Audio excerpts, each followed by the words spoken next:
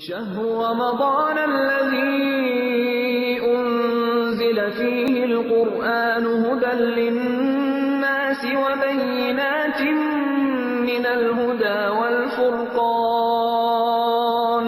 فمن شهد منكم الشهر فليصمه ومن كان مريضا أو على سفر فعدة من أيام أخر يريد الله بكم اليسر ولا يريد بكم العسر ولتكملوا العدة ولتكبروا الله على ما هداكم ولعلكم تشكرون. الحمد للہ رب العالمین والصلاة والسلام علی سید الانبیاء والمرسلین اما بعد فاعوذ باللہ من الشیطان الرجیم بسم اللہ الرحمن الرحیم.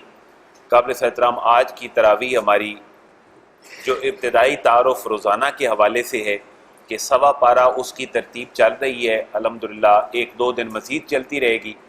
جب 20 پارے ہمارے مکمل ہو جائیں گے تو اس کے بعد ہم ایک ایک پارے پہ آ جائیں گے اور آخری تراویح ہماری نصف پارے کی ہوگی.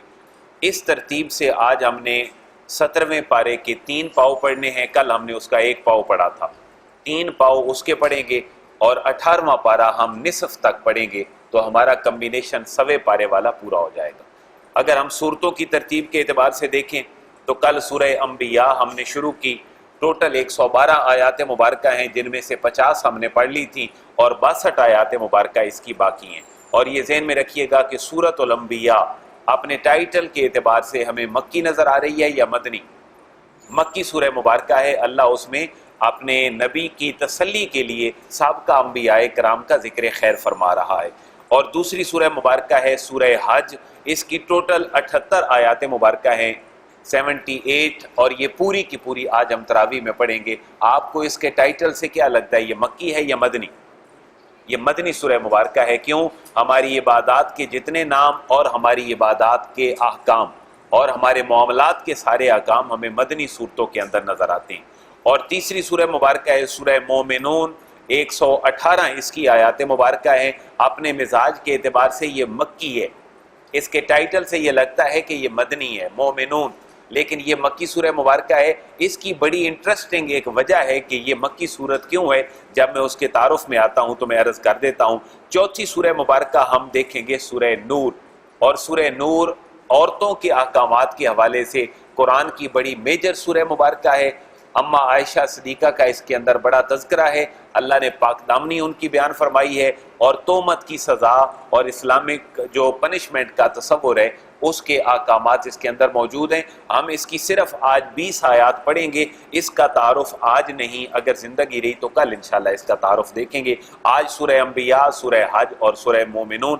ان میں سے پہلی سورت بھی مکی ہے، درمیان والی مدنی ہے اور آخری سورہ مومنون پھر مکی ہے. تھوڑا سا ان کا تعارف دیکھیے گا. 17ویں پارے کی ابتدا گو کہ ہم کل دیکھ چکے، پڑھ چکے، سن چکے، لیکن اس کا آغاز بھی اسی موضوع سے ہے جو موضوع مکی صورتوں کے ہیں. مکی صورتوں کے موضوع کیا ہیں؟ توحید، رسالت اور آخرت. ان کے بارے میں فکری اعتقادی اصلاح ہے کہ اپنی فکر ٹھیک کر لو کہ مرنے کے بعد تم نے دوبارہ اٹھنا ہے. اس کا آغاز ہی ان جملوں سے ہے اقترب للناس حسابہم. لوگوں کے حساب کا وقت ان کے قریب آ گیا. وَهُمْ فِي غَفْلَةٍ مُورِدُونَ. لیکن انسان کہاں پڑے ہیں؟ غفلت کے اندر پڑے ہیں. لہذا اس صورت کا آغاز قیامت کے ذکر سے ہے جو مکی صورتوں کا بڑا میجر موضوع ہے. اور سورسز آف شریعہ جن سے میں اور آپ شریعت کی رہنمائی لیتے ہیں وہ ہے قرآن، حدیث، اجماع اور قیاس. بنیادی طور پر دو ہیں، قرآن اور حدیث. اجماع اور قیاس آپ کے سیکنڈری سورسز ہیں. ان میں سے ایک کا ثبوت ہمیں یہاں سے مل رہا ہے کہ فَاسْأَلُوا أَهْلَ الذِّكْرِ إِن كُنتُمْ لَا تَعْلَمُونَ. اہل ذکر سے پوچھ لو ان کنتم لا تعلمون، اگر تمہیں کسی چیز کا علم نہیں ہے. یہ کیا ہے؟ یہ اجماع امت ہے. اور یہ کیا ہے؟ یہ قیاس ہے. اس کی دلیل ہمیں یہاں سے مل رہی ہے. اسی سورہ مبارکہ سورہ انبیاء میں چونکہ مکی صورت ہے تو بڑا موضوع توحید ہے. اللہ توحید کے اوپر دلائل بیان فرما رہا ہے. بھائی عقل سے کام لو اور ذرا یہ دیکھو کہ لو کان فیہما آلہۃ الا اللہ لفسدتا. اگر ایک سے بڑھ کر کوئی 2 خدا بھی ہوتے، یعنی اللہ فرما رہا ہے ایک خدا تو تم مانو اور تم نے 365 خدا اپنے بنائے ہیں. اللہ فرما رہے اگر صرف ایک بھی اور ہوتا، فرض کر لو صرف ایک بھی اور ہوتا تو ہوتا کیا کہ لفسدتا، زمین و آسمان کا سارا نظام کیا ہو جاتا؟ گرم برم. ایک کہتا میں نے مشرق سے سورج کو نکالنا ہے، دوسرا کہتا میں نے مغرب سے نکالنا ہے. تو تم نے 365 بنائے ہیں، ہر دن ہر خوشی غم کا الگ. اگر صرف دو بھی ہوتے تو زمین کا نظام نہیں چل سکتا تھا. لہٰذا ایک تمہارا خدا ہے، اسی کو تم مانو. اور پھر ایک حقیقت بیان فرمائی ہے سورہ انبیاء میں، اللہ نے ہر چیز کو پانی سے پیدا فرمایا. اس کی حقیقت کا اعلان فرمایا وَجَعَلْنَا مِنَ الْمَاءِ كُلَّ شَيْءٍ حَيٍّ، میں نے ہر زندہ چیز کو پانی سے پیدا فرمایا. انفس اور آفاق دو بڑے دلائل ہیں مکی صورتوں کے. آفاق کا معنی ہے پوری کائنات، اور انفس کا معنی ہے میں اور میرا اندر اور باہر کا انسان. اللہ فرما رہے اگر میری ذات کا پتہ کرنا ہے تو آفاق میں بھی نظر دوڑاؤ اور انفس میں بھی نظر دوڑاؤ. تمہاری اپنی ذات بھی میرا پتہ دے گی اور پوری کائنات کا نظام بھی میری ذات کا پتہ دے گا. حضرت علامہ اقبال نے اسی کی طرف اشارہ فرمایا ہے کہ کافر اور مومن کا فرق کیا ہے کہ کافر آفاق میں گم رہتا ہے لیکن مومن کے اندر آفاق گم رہتے ہیں. کافر کی یہ پہچان کہ آفاق میں گم ہے اور مومن کی یہ پہچان کہ گم اس میں ہے آفاق. تو انفس اور آفاق کا علامہ کا بھی یہ نظریہ ہے. اور کل نفس ذائقۃ الموت، ہر نفس نے موت کا ذائقہ چکھنا ہے، اسی صورت کا اعلان ہے. اور اس سورہ مبارکہ کا انبیاء نام ہی اسی وجہ سے ہے. اللہ نے 18 انبیاء کرام کا ذکر خیر اس صورت میں فرمایا ہے. ہم نے 17 انبیاء کرام کا ذکر ایک اور صورت میں بھی پڑھا تھا. 18 انبیاء کرام کا اللہ نے یہاں پر ذکر فرمایا ہے اور میجر حصہ اللہ نے وقف کیا ہے اس صورت کا جناب ابراہیم خلیل اللہ کے ذکر خیر کے لیے. آپ سنیں گے تراویح میں جگہ جگہ آپ کو حضرت ابراہیم، حضرت موسیٰ، حضرت نوح، حضرت اسحاق، حضرت یعقوب، حضرت لوط، ان تمام انبیاء، حضرت سلیمان اور حضرت داؤد، ہر ایک نبی کا ذکر، حضرت ایوب، حضرت اسماعیل، حضرت ادریس، حضرت ذوالکفل، حضرت ذنون، تمام انبیاء کرام کا ذکر خیر، حضرت زکریا، حضرت یحییٰ، ان تمام کے نام اللہ نے لے کر اپنے نبی کا حوصلہ بڑھایا. اور سبق وہی ہے کہ مکی صورت ہے تو محبوب آپ پریشان نہ ہوں. مکی مزاج کافروں کا ایسا ہے کہ محبوب ان کا جو جواب ہے آپ کی دعوت کے بعد وہ ٹھیک نہیں ہے. آپ صبر کریں، کیوں کہ یہ پیغام آپ سے پہلے آپ کے بھائی بھی سناتے آ رہے ہیں اور ان کی قوموں نے ان کو یہ جواب دیے تھے. بیسیکلی آئیڈیالوجی وہاں پر یہ ہے. اور پھر اللہ نے اپنے حبیب کے ذکر کو اس صورت کے اندر بھی رکھا ہے 18 انبیاء میں. لیکن اللہ کے حبیب کی جتنی صفات ہیں ان میں سے ایک صفت کو اللہ نے زیادہ چنا ہے اور وہ ہے وما ارسلناک الا رحمت للعالمین. اسی سورہ انبیاء کے اندر اللہ نے بیان فرمایا. دوسری سورت میں نے عرض کیا سورہ حج ہے. آپ نے مزاج کے اعتبار سے مکی یا مدنی؟ مدنی سورہ مبارکہ، کیونکہ حج ہمارے احکامات میں سے ہے. لیکن آج جمعہ بھی اسی موضوع پہ تھا، لاسٹ جمعہ بھی اسی موضوع پہ تھا، اس سورت کی ابتدا بھی اسی موضوع سے ہے. پورے اسلامی نظام کی بنیاد، خواہ وہ سوشل ہمارا سسٹم ہو، خواہ وہ اکنامک سسٹم ہو، خواہ پولیٹیکل سسٹم ہو، میری انفرادی زندگی ہو یا کلیکٹیو لائف ہو، ان سارے نظاموں کی بنیاد ایک چیز کے اوپر ہے اور وہ کیا ہے؟ تقویٰ، پرہیزگاری اور خوف خدا. جب انسان کے اندر یہ نہ ہو انسان کسی قابل نہیں ہے. کوئی نظام ڈیولپ نہیں ہو سکتا، کوئی معاشرہ ترقی نہیں کر سکتا. اولاد والدین کی نافرمان تب نکلتی ہے تقویٰ انسان کے اندر نہیں ہے. اس صورت کا آغاز بھی ہو رہا ہے یا ایھا الناس اتقوا ربکم، اے لوگو اللہ سے ڈرو. اللہ سے ڈر کی گولی اپنے اندر لے لو تو پھر یوں سمجھو تمہاری ساری کائنات کا نظام ٹھیک ہے. اور پھر فرمایا اللہ سے کیوں نہیں ڈرتے؟ جس رب نے تمہیں کیسے پیدا کیا. یا ایھا الناس ان کنتم فی ریب من البعث، اگر مرنے کے بعد دوبارہ اٹھنا تمہیں مشکل نظر آ رہا ہے تو ذرا اپنی تخلیق پہ تو غور کرو. مرنے کے بعد دوبارہ جی اٹھنا اگر مشکل ہے تو پھر اپنی پیدائش پہ بھی تو غور کرو. وہ کیسے ہوئی ہے؟ اللہ نے بڑے واشگاف الفاظ میں فرمایا فَإِنَّا خَلَقْنَاكُم مِّن تُرَابٍ، تمہیں مٹی سے پیدا کیا گیا. اور مٹی کے ساتھ پھر فرمایا ثُمَّ مِن نُطْفَةٍ، تمہیں نطفہ ایک پانی کے قطرے سے تمہاری پیدائش ہے. ثُمَّ مِنْ عَلَقَةٍ، پھر وہ خون بنتا ہے. ثُمَّ مِنْ مُضْغَةٍ مُخَلَّقَةٍ وغیر مخلقةٍ، پھر وہ اس کے اندر پروسیس پورا کیسے ہوتا ہے. پہلے پانی ہے، پھر خون ہے، پھر جمع ہوا لوتھڑا ہے، پھر اس کے اندر ہڈیاں ہیں ایک پورا، پھر تم باہر نکلتے ہو عورت تمہیں جنم دیتی ہے، ثم نخرجکم طفلا، پھر تم گھٹنوں کے بال ایک بچے کی شکل میں چلتے ہو، ثم لتبلغوا، پھر تم بالغ ہو جاتے ہو، ومنکم من یتوفی، پھر تمہیں موت آ جاتی ہے، ومنکم من یرد الی ارذل العمر، کسی کو موت نہیں آتی اور طویل عمر کی طرف بڑھ جاتا ہے۔ اللہ فرما رہا ہے مرنے کے بعد اٹھنا اگر مشکل ہے تو ذرا اس پروسیس میں بھی تو غور کر لو، تم کہاں تھے اور کہاں تک آ گئے۔ جس خالق نے تمہیں اس جگہ پہ پہنچایا ہے وہی خالق تمہیں مرنے کے بعد دوبارہ بھی اٹھائے گا۔ اور قرآن کا ایک اسلوب ہے، یہ آج نئی بات ہے، اس کو ذرا ذہن میں بٹھا لیں،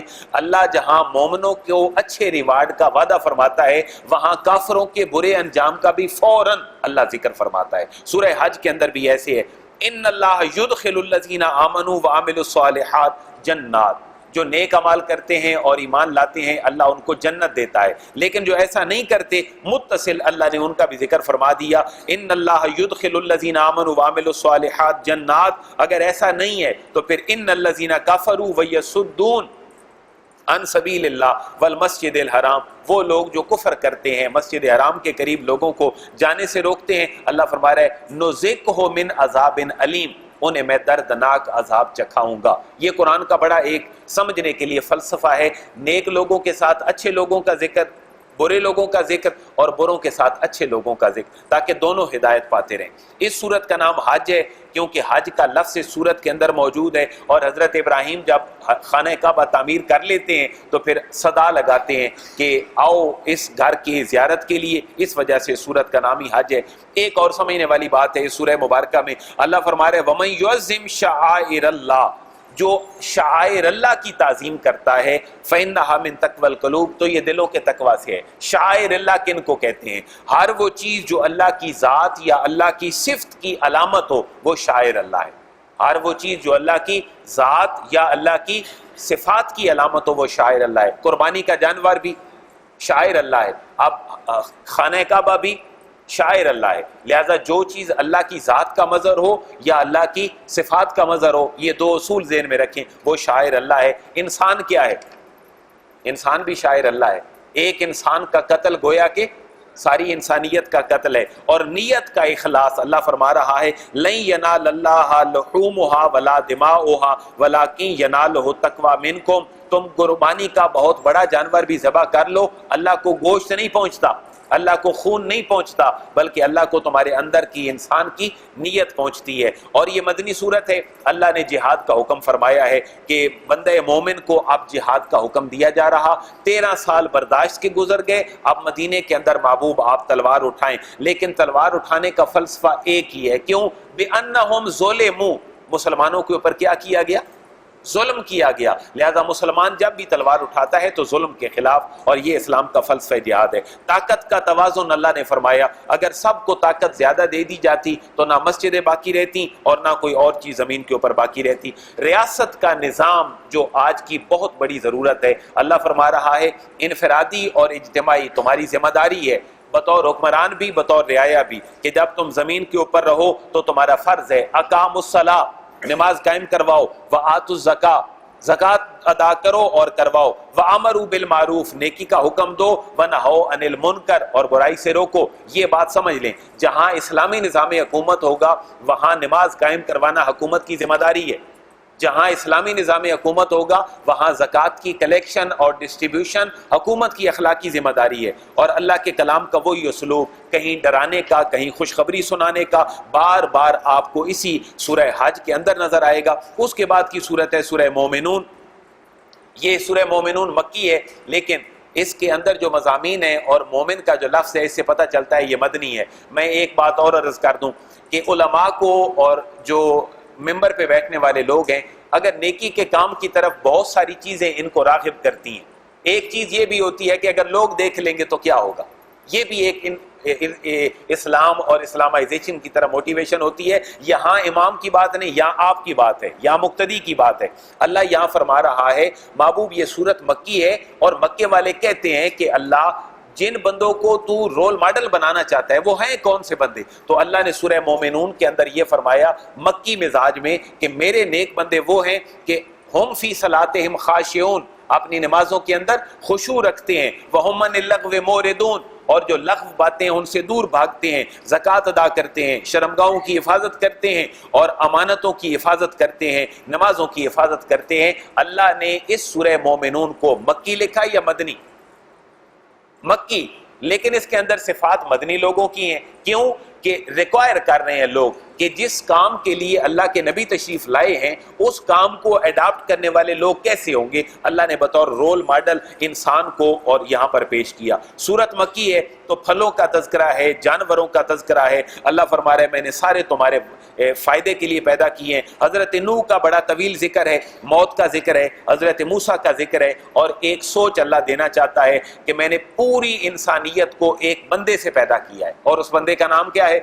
آدم۔ ساری انسانیت بھی ایک بندے سے ہے، اور اللہ فرماتا ہے میں انسان کو ایک ہی فکر بھی دینا چاہتا ہوں، یہ فکری لحاظ سے بھی ایک ہو، عملی لحاظ سے بھی ایک ہو، اور اس کی اصل بھی ایک ہو۔ اللہ فرماتا ہے میں ایسی یونیکنیس اس کائنات کے اندر انسان کی چاہتا ہوں۔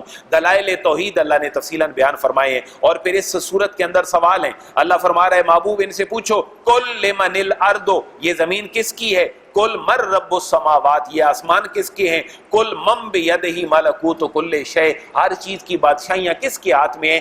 بڑا تحکمانہ انداز میں اللہ اس میں ڈیبیٹ فرما رہا ہے۔ سور پھونکنے کا ذکر ہے، جب سور پھونکا جائے گا تو فلا انصاب بینہم، تمہارا کوئی نسب تمہارے کام نہیں آئے گا، اور ولا یتساءلون، اور نہ ہی نسب کے بارے میں سوال ہوگا۔ اس صورت کا اختتام دعا کے اوپر ہے، قل رب اغفر وارحم وانت خیر الراحمین۔ اللہ فرما رہے محبوب دعا یہ کریں کہ اللہ ہمارے گناہوں کو بخش دے اور ہمارے اوپر رحم فرمائے، کیونکہ اللہ رحم فرمانے والا ہے۔ تو یہ تھوڑا سا خلاصہ تھا ان کا۔